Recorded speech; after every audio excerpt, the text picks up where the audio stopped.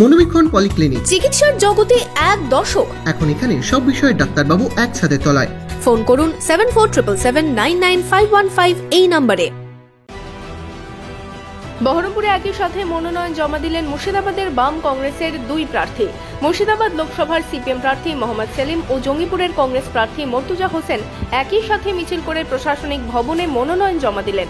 এই দিন দুপুরে সিপিএম প্রার্থী জেলা সিপিএম কার্যালয়ের পাশের মাঠ থেকে হুড খোলা গাড়িতে চেপে প্রশাসনিক ভবনে মনোনয়নের জন্য রওনা দেন।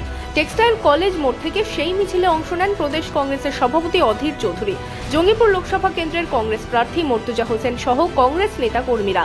সেখান থেকে অধীর চৌধুরী, মোহাম্মদ সেলিম, মর্তুজা হোসেন, মীনাক্ষী মুখার্জি সহ বাম ও কংগ্রেসের নেতা কর্মীরা মিছিল করে প্রশাসনিক ভবনের কাছ পর্যন্ত যান।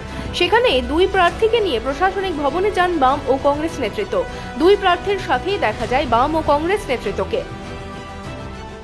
নমিনেশন জমা দেওয়া হলো। নমিনেশন দেওয়ার আগে আপনারা দেখেছেন যে মানুষের কতটা উচ্ছ্বাস, কতটা উদ্দীপনা।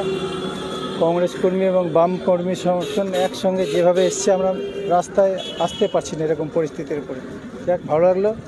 আগামী দিনে আমাদের ভালো মানুষ সাড়া দিয়েছে, মানুষ স্বতঃস্ফূর্তভাবে আশীর্বাদ করছে, দোয়া করছে। আমরা আগামী দিন জয় নিশ্চিত। জঙ্গিপুর লোকসভা কেন্দ্রেও আশাবাদী। মুর্শিদাবাদ জেলায় 3টে লোকসভা কেন্দ্রে কংগ্রেস এবং বাম কংগ্রেস জিতবে। আজকে বাংলাকে বাঁচানোর লড়াই বাম এবং কংগ্রেস একসঙ্গে লড়ছে এবং এখানে বহরমপুর শহর তার সাক্ষী। মুর্শিদাবাদ জেলা আগামী দিনে গোটা বাংলা এবং ভারতবর্ষকে পথ দেখাবে। 7ই মে জঙ্গিপুর ও মুর্শিদাবাদ লোকসভা আসনে ভোট। তার আগে বহরমপুরের মনোনয়নে বাম কংগ্রেসের শীর্ষ নেতৃত্বকে একসাথে হাঁটতে দেখে নিচু তলার বাম কংগ্রেস কর্মীরা বাড়তি অক্সিজেন পাবে বলেই মনে করছে রাজনৈতিক মহল।